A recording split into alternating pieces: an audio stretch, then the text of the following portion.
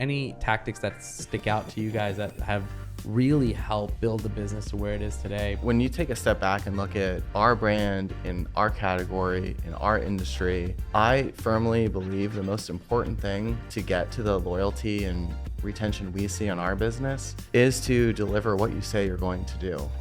After all this discussion, that is, I believe, the true secret sauce of Maev, is that our customers are our biggest advocates. We see more customers coming in through referral than almost any other single channel. Welcome back to another episode of Tomorrow Brand powered by Recharge. Today we have the team from Maev. We have CEO and co-founder Katie Spies, and we also have Michael Campi, who is the Senior Vice President, and they're going to talk about what it takes to bring down legacy brands with incredible product, incredible customer service, and building a brand that's been around for 6 years, but they're still going through each piece to take down some of the giants. So without further ado, first of all, thank you both for taking your time out to come here to New Jersey and to give our audience a little bit of the feel of building a brand that you guys are. But before we get into it, give a little bit about your background. Katie, we can start with you. There's a few people who may not know of you. Give them a little bit about what it took to get to even building Maev. Yeah, well, thanks for having me. Very excited to be here. I'm Katie Spies, co-founder and CEO of Maev. My background is not at all in pet food, and it actually wasn't in CPG either. I studied engineering and industrial design. I worked for a few startups, mostly on the tech side. I was a product manager of physical and digital tech. Okay. And in the midst of one of those roles at a growing company, 10 years ago, my dog George got sick, and when that happens, it's extremely stressful. I was trying everything. I went to the vet maybe like a dozen times and nothing worked. And one day a vet sort of said, why don't you change his food and see if that does anything?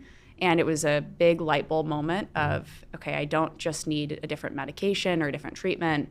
I went to the grocery store, bought a bunch of ingredients, made a very simple diet that they recommended. And within a few weeks, he started to be back to his old self. And then I was stuck making food, which is really inconvenient, time-consuming, expensive. And I would kind of like lightly complain about it to a lot of people, and they would tell me that they also are doing this very inconvenient, time-consuming, expensive thing. And I would say, I'll do it for you if you want to buy it from me. And so sort of accidentally started selling dog food on the side in 2015, 16, 17. Finally, years later, it clicked that there's something much bigger going on here. There's a much bigger unmet need, and got serious about it. But kind of fell into it. It took 5 or 6 years of making food before I realized there's a real business to be made here. That's super cool. So a side hustle turned into a business. That's exactly. Awesome. And Michael, would love to get a little bit of your background of how you joined the brand and what you're kind of focusing on. Yeah, great. Thanks for having us. Of course. Yeah, my story with Maev is a little shorter. I've been with Maev almost 2 years. I come from a background in CPG, no pet food experience though prior to Maev. And yeah, I came from the big food CPG brand management side. And over time, I really started to get more curious about early growth stage companies. And I made a career transition into that. Primarily for me, the proximity to the team and the business, the culture, being in this stage is so exciting and rewarding. And I love partnering with founders like Katie to help take the brand to the next level. That is awesome. So, before we jump into some of the growth elements and what it takes to become a tomorrow brand, tell us a little bit more about Maev, right? Like what problem did you got to solve, obviously with pet food and being cleaner, but deeper rooted issues that you've come to solve now over the course of 6 years. And are you guys mainly a D2C business? Are you a mix of offline as well? So give us a little bit more color there, and then we can break it down further. Yeah, I'll start and feel free to jump in. So the big problem that we set out to solve, pet food has a nutrition problem. Yep. Traditional dog food and cat food is deeply processed. It has low quality ingredients. It's lacking in transparency, traceability, and there was very little choice in the aisle, actually. It was like, do you want a triangular pebble to feed your dog or a square pebble to feed your dog? When my dog got sick and I realized that it was actually correlated with his nutrition, there was this light bulb moment of noticing nutrition is proactive for dogs' health. There are all of these studies that link poor nutrition to bad health outcomes and chronic illness in pets, and nutrition makes a difference. So we set out to fix that. We have high quality ingredients. It's ingredients that you can see and recognize, so we lean heavily into transparency. Everything's human grade, and it's raw. So a raw food diet is higher in protein, lower in fillers and carbs, which is overall just a better fit for your dog's biological nutrition needs. And so from the sort of nuts and bolts, we set out to fix the nutrition problem in the pet food aisle. Zooming out to where we are today, 6 years later, we are a heavily subscription-oriented business. We are primarily direct consumer online on our own .com e-commerce store. And we think about being where dog owners shop, but subscription and e-com is really working for us. Makes sense. I think one of the pieces that really sticks out, right, is like the fact that you solved the problem for yourself and then, went on to build a business into it. I think the one part that I feel like even when I talk to some people about starting a new business or thinking about a new business or becoming, a brand-based business is like, oh, it already exists. Or like there's already like these, the Unilevers and the Procter & Gambles of the world kind of solving for that. And I'm curious, like when you initially looked at taking this on, especially in the world of where like freight and cost to ship, and you guys ship frozen, these are like deeper challenges that are, for me, like if I wanted to sell collagen, I make collagen, I'll sell it, and I'm not saying it's super easy, but it's also way less barrier to entries. So I'm curious, walk me through that process of like when you looked at some of the barriers, how'd you get through those? And was there any point where you're like, I don't want to do this? And what were kind of those thought processes? Yeah, it's such an interesting question because in order to start a business, you have to be a little naive and a little obsessed. A lot of people will tell you it's a bad idea, tell you not to do it. You'll see all of the reasons why it shouldn't work or maybe already exists. You'll hear things like it takes 5 years of your life to commit to something before it's going to be mildly successful or better.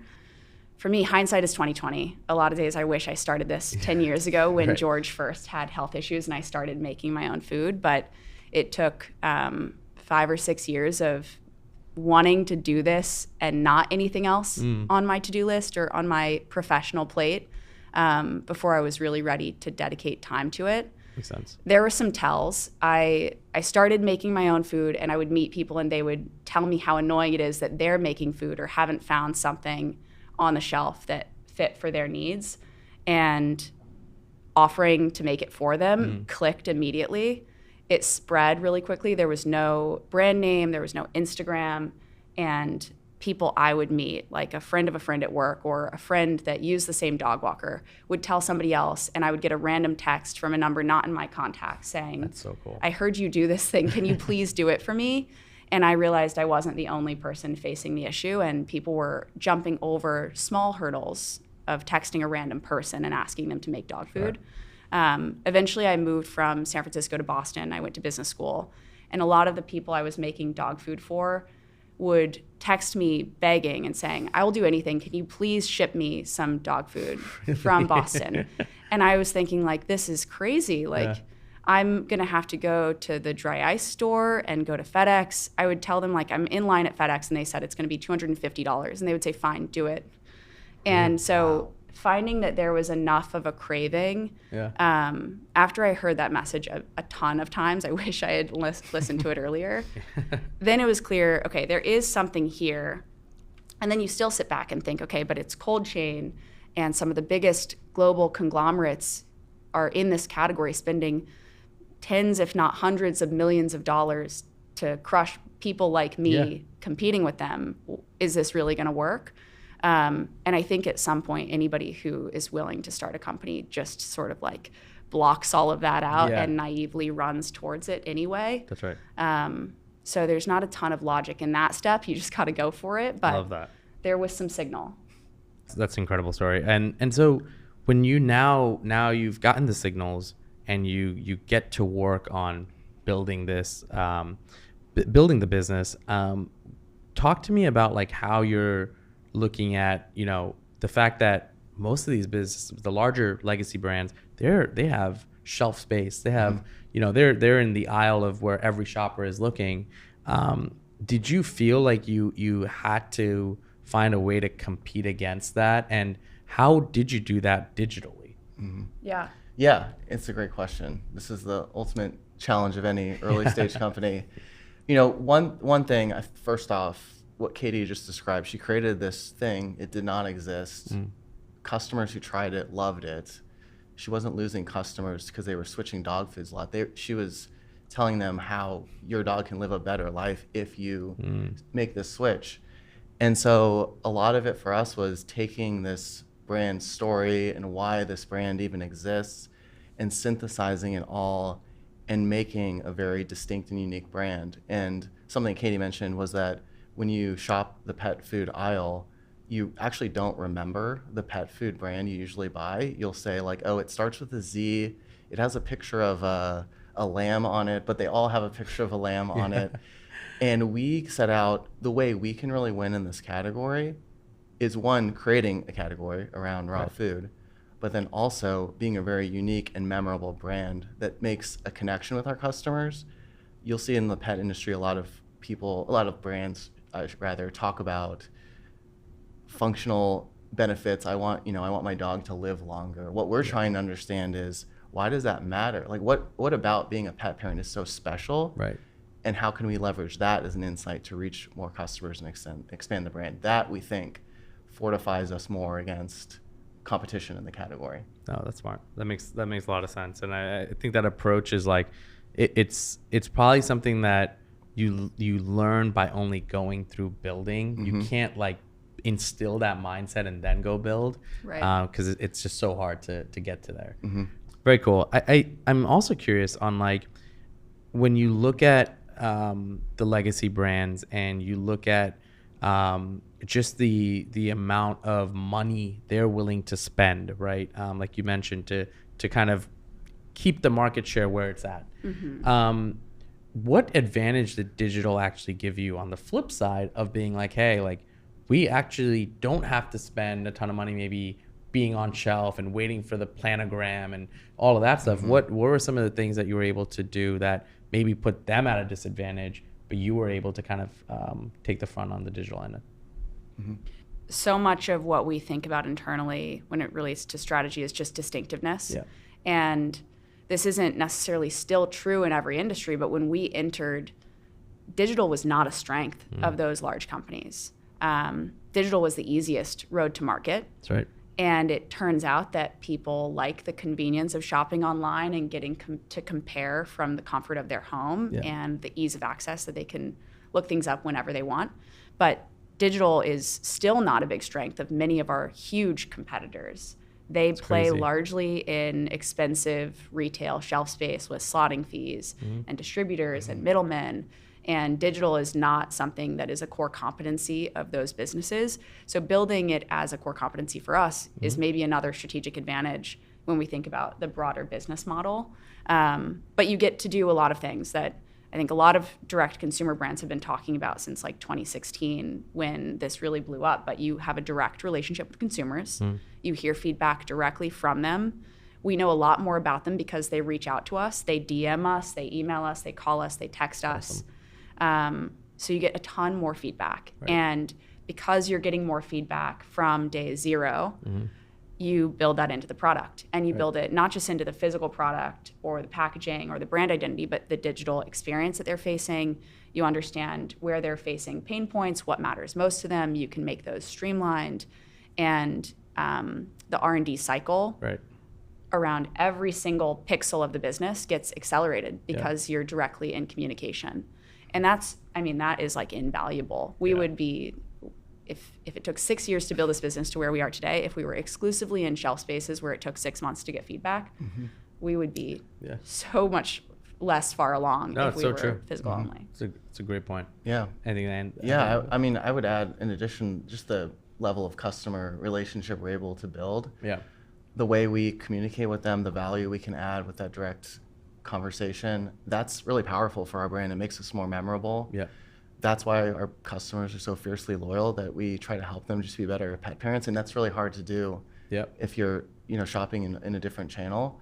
I'd also add that the feedback you get from a retailer can also be the retailer's feedback. Right. And when you start a brand digitally, direct to consumer, you're getting feedback from the customer, like Katie mentioned. Great point. And I think for us to really be unique and different, we do need to swim against the tide. Yep. And that in the early days, we were creating this category, and that really did help us create this unique and distinct offer to customers. Yeah. No, it's great. I love how much you guys are mentioning just customers, because it needs to be the forefront. And I've always heard one thing that's like always stuck with me, is like people will spend more money on pets and kids than they will spend on themselves. And that doesn't mean it's just easy to build a business in those categories. It means that they're going to be extremely selective. Totally. And so I'm curious, like, you guys talked a lot about the customer base and whatnot. How have you guys taken some of the customer feedback and iterated and improved to where you guys are today? Maybe if you guys have a few good examples of that, would be awesome.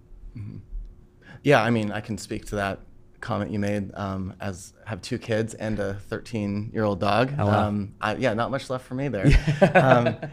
But yeah, we hear themes from customers, and I think for us, hearing how can we as a team synthesize all these disparate insights we get, figure out what, we want to constantly make this product better for our customers. How can we then go after that? So one of the biggest things that customers will say about their dog is that their dog is a picky eater. Yeah. And the definition of picky eater is, it's very, it can be very broad. Right. Like, my dog won't eat the same food every day, or my dog won't eat this ingredient. And so we've taken a very hands-on approach to better understanding that. We talk to customers who say, one-on-one for 15 minutes, my dog is a picky eater. How can I transition them to Maev? We help them through that process. Wow. That's the one thing that probably holds most people back from switching their dog food is, will my dog like it? Yeah. Will it work with them? Yeah. And we take a very hands-on approach to make that happen. Yeah. And I guess when you look at your core customer, which is the pet, right? They themselves only have 1 or 2 ways to signal or communication, right? It's like do or don't, right? And so it really comes down to, like, if you hit the nail on the head and you get the win, that win is pretty elongated. Which segues into, you mentioned you guys are a subscription business, right? And I believe you guys have been using Recharge for all 6 years in business, which is incredible. Would love to understand, especially in the world where we live in, where I feel like, and I'll talk more on from like the health and wellness space, where maybe you guys don't face it as much, but we face a loyalty issue sometimes, which is like, you can love our collagen, but if tomorrow a cheaper or better looking label collagen comes around, you're not too hesitant to switch, right? And so it's harder for us to build sometimes a subscriber base, because you feel like most customers you're acquiring, they are being acquired from switching to something else from you. And so that mindset of like, once a switcher, always a switcher, we see a lot of that. So I'm curious, like, on your guys' end, you guys have built an extensive subscriber base, a strong customer base that stays on and continues to buy product with you. What are some of the secrets of that? What have you guys been doing, whether it's using a tool like Recharge and some of the things they're offering, or even just on the product and iteration? And would love to get some understanding there. Yeah, there's so many elements of the business that we've sort of chosen to, if we ever face a fork in the road, chosen the path that leads to deeper customer loyalty. So like from the very outset, we in the pet food business get the benefit of having a ubiquitous market. There are more dogs than there are children. And the statement you said around people investing more in their dogs and children than in their own goods is definitely true. People care deeply, and so everyone buys pet food. There are tons of different segments of customers.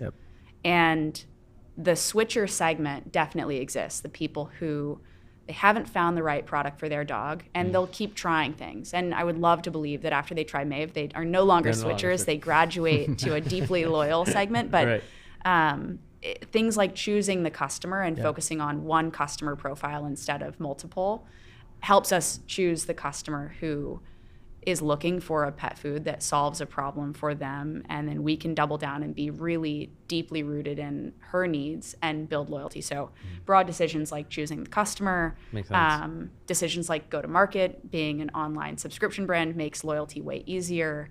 Our category is really interesting because e-commerce is growing at this crazy pace in pet. That's not true across every category. But in 2018, e-commerce made up 18% of total pet goods sales. Wow. Today, we're in the upper 30s, and the forecast is having e-commerce grow even faster as a percent of sales. So people like to shop online. If they didn't, we would have to move somewhere else to meet them there. And if you look at stores like Chewy or Amazon, the pet goods are largely subscription-based. So there's a predictable consumption pattern, and again, there are these switchers, but once you find a food that meets your needs, there's this big hurdle, at least in pet food, because you would have to take 2 weeks to transition to a new food. And anytime you change your dog's diet, it's an investment of your time to do so. So meeting an educated consumer who's looking to be loyal to something that actually meets their needs and a channel where they shop, and presenting the options in front of them in a non-intimidating way, they naturally lean towards a subscription. And that helps a lot, because in a brick and mortar store, you go to the grocery store every week, or you go to the pet store 6 times a year, and you're choosing every single time, and you're looking at a shelf full of every one of your competitors. Right. And they get to choose based on whatever values they have. Sure. If you're on your own e-com storefront, none of your competitors have real estate there. We're not showing their ads on our PDP pages. Right. And if they opt for subscription, it's coming on the frequency that they want. We can make sure that we avoid the most important pitfalls, like you never want to run out of dog food. It's a huge headache if you do. So there are these broad decisions like customer base and channel and go-to-market strategy. And then there are these like very in-the-weeds decisions about like where on the PDP do we show the subscription option? That's right. What are the frequencies that we offer? How do we make sure to remove as many friction points as possible for them? And I mean, Recharge was part of the Maev story from day zero, but subscription has really helped our business grow. We don't have to spend a ton of marketing time reacquiring customers every time they need to re-up their subscription. So yeah, I mean, that's a great example there. We talked a lot about how we build loyalty. Right. Then the challenge of then how do you get customers how do you acquire the customer to be a subscriber? Right. And I really can't say this enough, that when you create a product that is not substitutable in the category, and you know exactly who your target customer is, what they're looking for in food, and you know how to communicate that to them very efficiently, then we can start to get new customers into the door as well. That's right. And that's the challenge, though, is that we have to be highly unsubstitutable, unique and different, memorable, and then we have a system that helps them drive loyalty and retain them as subscribers as well. That's awesome. No, it's a great point. And I think, especially when it comes to the business you guys are in, one of the things that I am jealous or envy of is like when somebody does find something for their pet or their dog or whoever it may be that they like, that switch piece does become a little bit less, even if you came in as a switcher. Whereas I think with us, given that you can literally go and create a collagen through any manufacturer, print a label, and go to market, there is like this natural race to the bottom. And then you're also facing the fact that like you're commoditizing so many of these like ingredient additions, right? Where like, oh, first we thought our collagen, because we added hyaluronic acid, separated us. But then a legacy brand like Vital Proteins, we realized on their next modular for Walmart, they included hyaluronic acid, and we're like, why are you guys like copying us? You know? But it's like it's hyaluronic acid is a $12 addition to a unit. They'll do it. You know? And then you're like, all right, well now I'm gonna fortify it with InnoBio, which is like this patented ingredient, and you find out Ancient Nutrition now is adding InnoBio, and you're like, damn, like you really can't separate. You also can't go in now the other route and say, hey, I'm going to make a custom formula where you're not going to know what's in it by, creating a proprietary formula or blend, because then the negative connotation is like, well, I want to know what's in my product. Right. Right. So the customer kind of guides you how you have to build your product. Yeah. Then when you build it, you have legacy brands that kind of build on top of you. So it's like, again, I do agree with you on the fact that, like, even for us, so much of our business has to focus online and trying to build this like loyalty and consistency of retention. Because when we try and go the other route too, it kind of smacks you, or like, okay, well, now I just got to get better and better and better. Whereas here, I have to keep iterating, but I'm iterating based on what my customers want, not based on what profile the legacy brands are adding to compete with me, which is interesting. One of the things, as we're talking on this theme of like overcoming like industry norms and what we're all doing to like better our businesses, what are some of the like biggest misconceptions you've dealt with? And if you can name a few and maybe how you overcame them, whether it was from a product to customer standpoint, or even like what you guys initially stood for, or what things changed. But if you have a few, that'd be awesome to explore. Yeah. I love the blueberry story.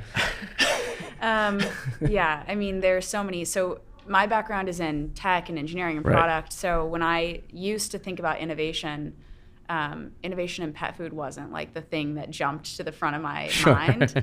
But when I started officially thinking about Maev, one of the big innovations was it's real ingredients you can see. They're not ultra processed, they're not adulterated in some way. It's ingredients in a bag shipped to your door.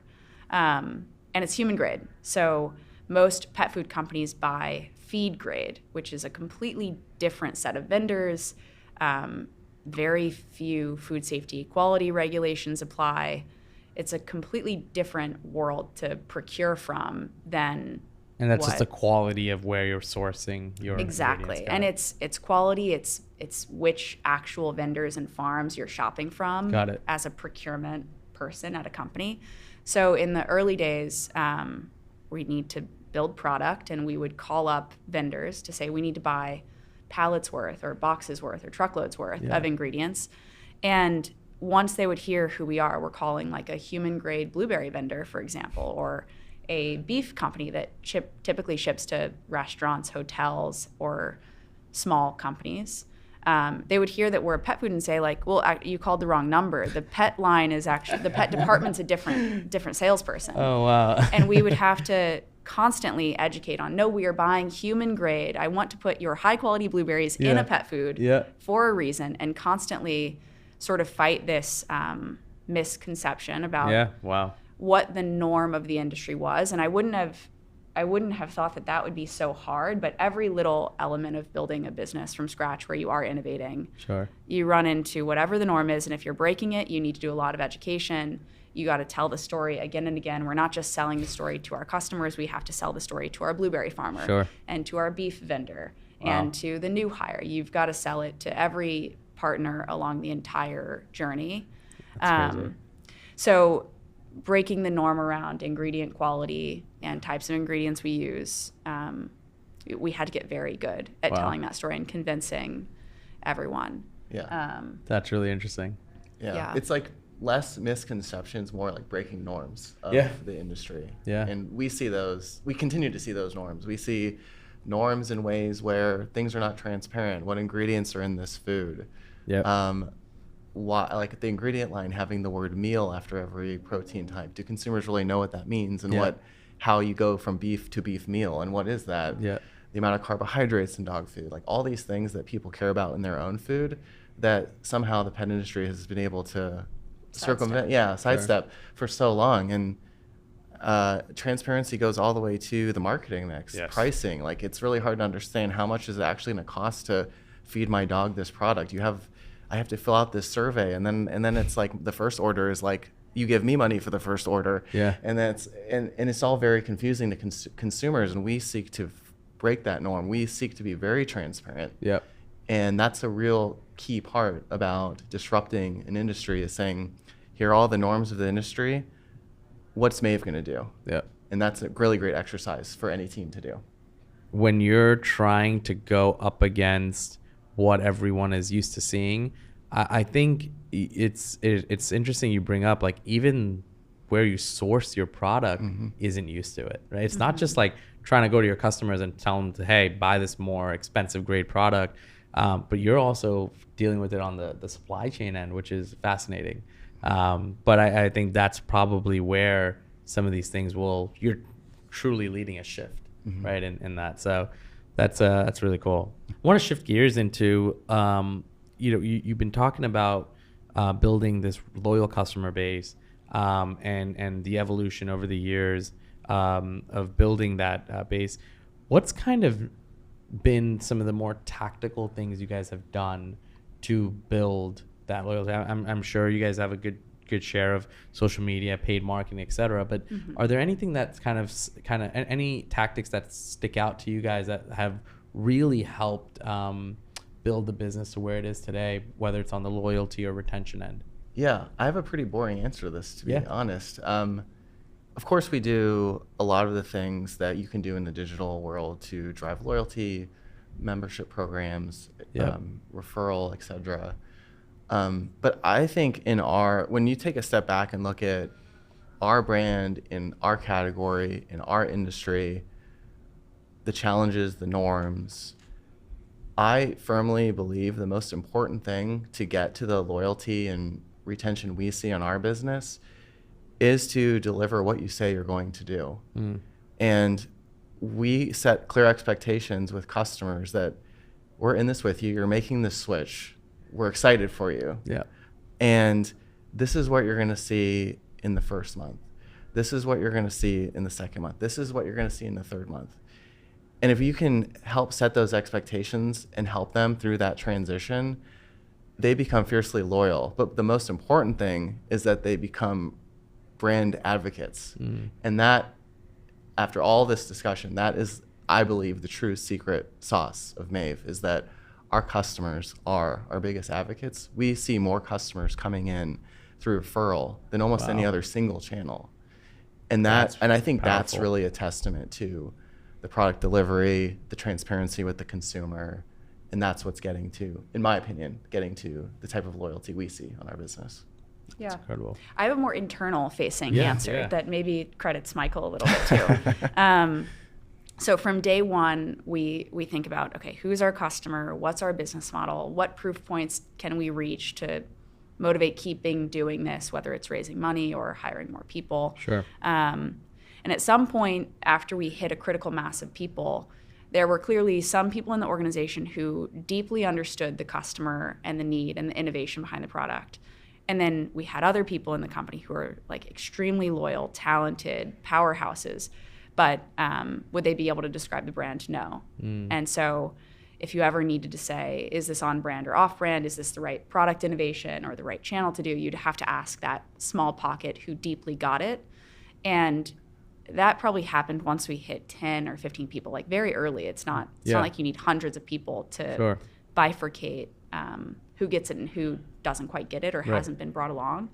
So we built a brand book, which forced those people who got it to get in a room and very clearly define on paper who we are, what we care about, what our values are, what is on brand, what is off brand, and who our customer is, why there's mutual fit there, and then pass it out to everyone as part of onboarding. And now the group of people who get it are everyone who's in the tent, which is the entire company. And obviously that speeds up processes because you don't just need to get on the calendars of that small group, but everyone can make better decisions that do exactly what we're sort of like hyping about, being distinct, fitting with the customer, being strategic, not doing everything.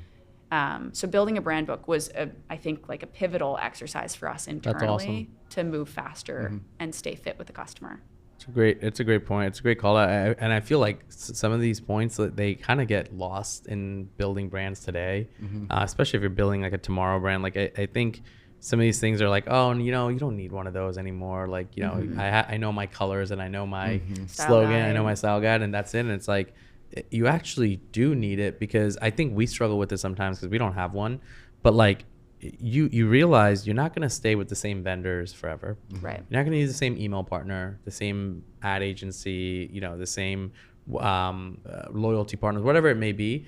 And when you realize you need it the most is when you're trying to teach new people who are extremely smart and talented, but if they can't pick up on all of the little nuances that you would almost hope that they would assume and know, that's where you kind of lose the brand, right? And those are the elements. So it's such a great call out. Yeah. Yeah, completely. We sat in a room in hours debating brand values, mission, purpose, differentiators.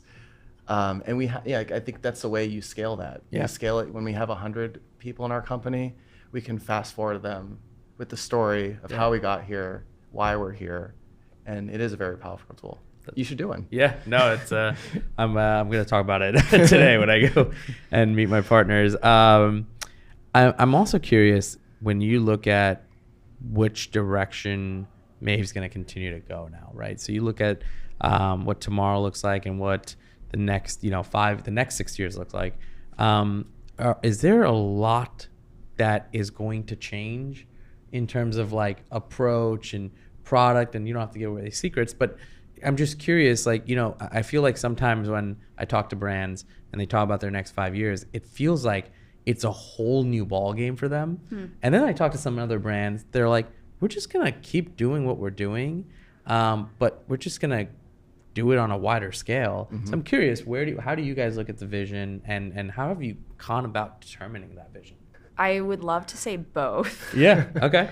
But I think, so I had an advisor once who talked about the rudder of the company and the thing that makes it stable, because we were talking about this before we started recording, but every day is different. Yep. There's chaos all around us.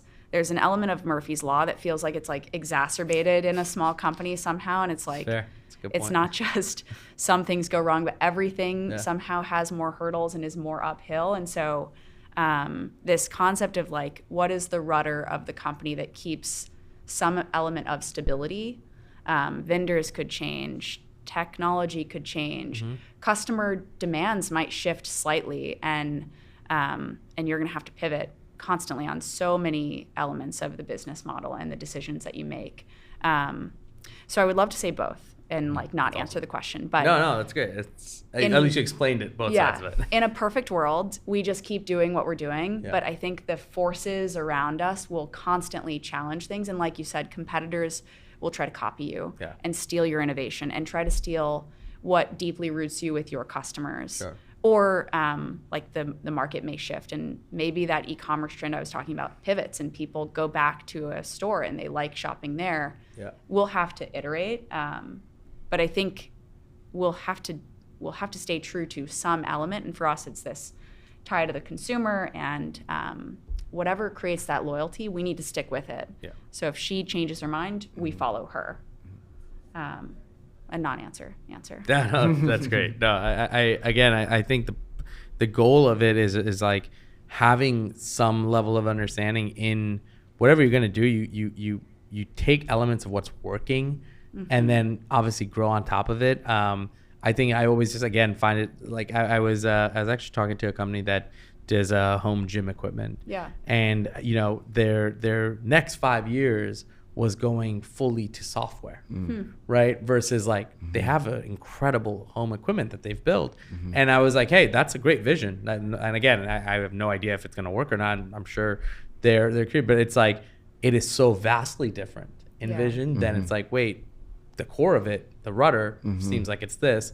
And again, people build business in different ways. So always curious on how you guys look at that. Yeah.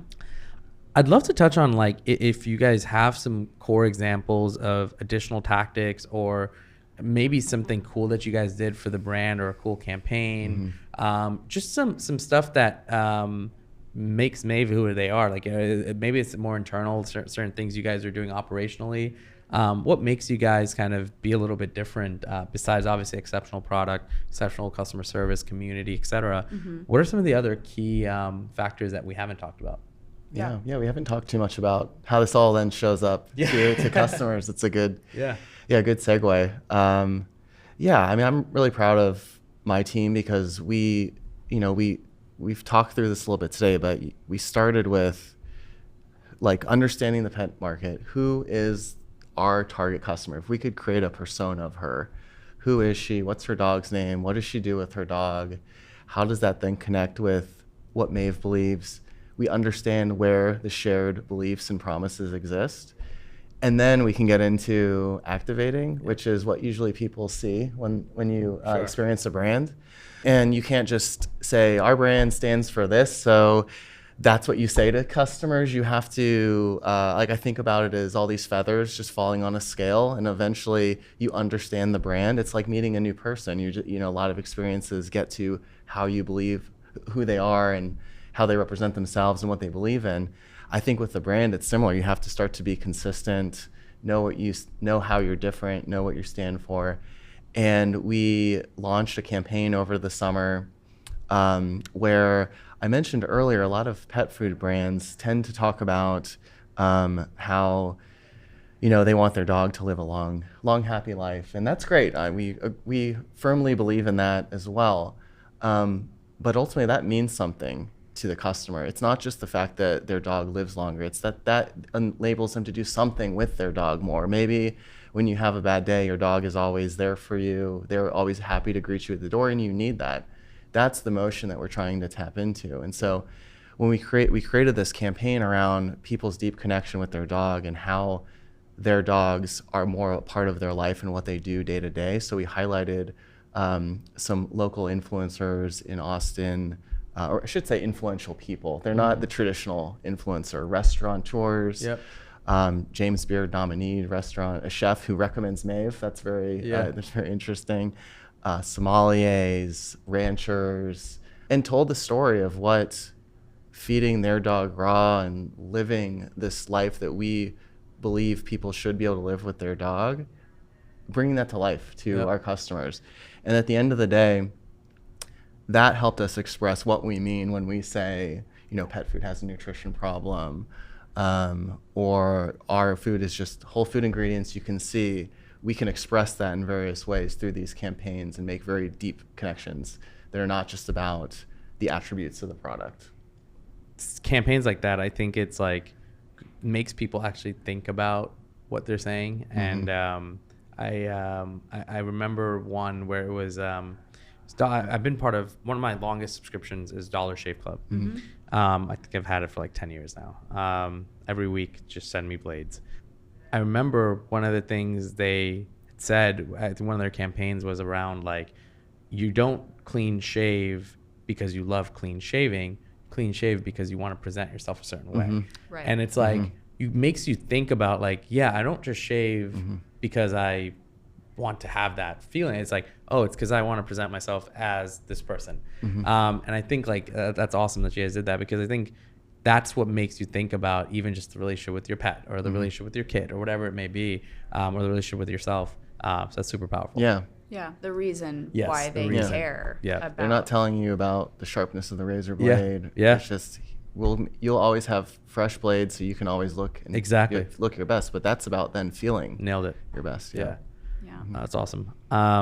Any other examples from Aaron and Katie? I love that you are talking about the emotional and I keep going back to the tactical. This is our day-to-day You got dynamic. a great balance. Yeah. Yeah. I mean, my advice to any marketer is find a founder like Katie who you have a good balance with. So That's awesome. yeah.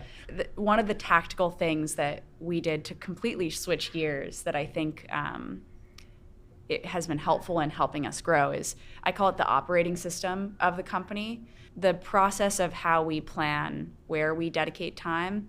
So internally, people make fun of me because I would always say focus, do less, make the list of to-dos shorter. We should make the list every day, week, quarter, or year as short as is possible to be excellent at those things and not follow all these shiny objects. And so I call it the operating system, but the cadence of meeting with all of the departments quarterly to decide what makes the list. And you have to say no to so much, which is not fun, but you end up with a shorter list versus everyone feeling like they're trying to boil the ocean. Yeah. And so we do that on an annual basis, a quarterly basis. We review the list every Monday as a whole team. And sometimes it gets stale and you have to reinvent it a little bit, but figuring out what operating system fit for the company at different stages. And you break it, I think, every 6 months. Yeah. But keeps everyone focused, makes very clear what we are doing and what we're not doing. I think that was a tactical unlock to help us keep powering growth. Well, while we're in the spirit of giving advice, one thing we like to do at the end of each Tomorrow Brand episode is you guys shared incredible amount of tactics and how you guys have gone about building Maev the last 6 years. But if there's one key takeaway each of you can share for a brand builder that's trying to become a tomorrow brand, trying to build a brand that's going to last forever and grow, what's your one key takeaway, Katie, for a listener that you'd want them to go and apply to their business? Yeah. I have been thinking about this a lot, and I realize how backwards what I'm about to say is going to sound. But my advice is to be very skeptical of advice. Now, I listen to a lot of podcasts of other people talking about building their businesses. We have a board of amazing investors and advisors. We have people in the entire sphere, both inside and outside of the company, who give us advice. Yeah. And if you start a company or if you're building a company, you will get tons of advice. And I think being extremely skeptical of advice and maybe even like anti-advice is my advice. Yeah.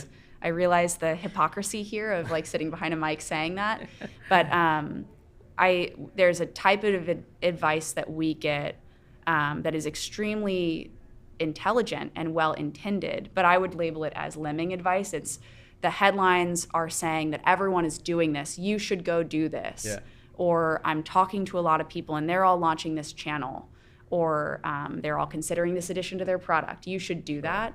And I think taking any element of advice that you get and running it through the filter of, is this our exact strategy, is important, because you know your business. Everyone says this. You know your business better than anyone else, but actually trusting yourself to run it through that filter and being skeptical of headlines, of trends, of advice from people who are not inside the tent with you is my advice from being outside the tent with you. That's incredible advice. Well, thank you. Michael, what about you? That's really good. I shouldn't give you advice. Okay, so a while back I was watching this cooking show, and it was like, how much butter should I add when it says add some butter? Yeah. It's like add as much as you think, then double that, and then a little bit more. Right. And I think that when you think about how to make your brand very unique and different, I think you do have to follow that approach. You really do have to firmly stand for something, and knowing what that is extremely important. And the whole team should be rallied behind it and excited by it. That should motivate your team. When you say we're doing things differently than any other pet food brand, someone who's coming into the company should say, that's really exciting. I cannot wait to do that. So what that means is we're not looking for the blueprint or this is what other pet brands do. That's like our kryptonite. We get inspiration from running companies, luxury companies. We're not drawing inspiration from pet food companies. So for us, like a really important exercise that we did was list out everything, all the norms of the industry, and say, how can we break those? If that's this, what could we do? And that's not saying we're going to do those, but it gives you a spectrum of knowing what's the add butter, then a little bit more. And then say like, okay, so what are we and what are we not? And go through that, and you will start to move towards being more distinct and unique and celebrate a lot of the things that you talk a lot about on your show. Acquisition, loyalty, building successful brands online. You'll start to inch towards that. And I think that exercise really helps get the team to understand where we are today and where do we want to go in the future. It's incredible advice. That was incredible advice from both of you. And Katie, Michael, thank you so much for joining us, telling us a little bit about how you guys built Maev, and showing our viewers what it takes to build a tomorrow brand. So thank you so much for joining us, guys. Thanks for having us. Yeah, thanks for having us.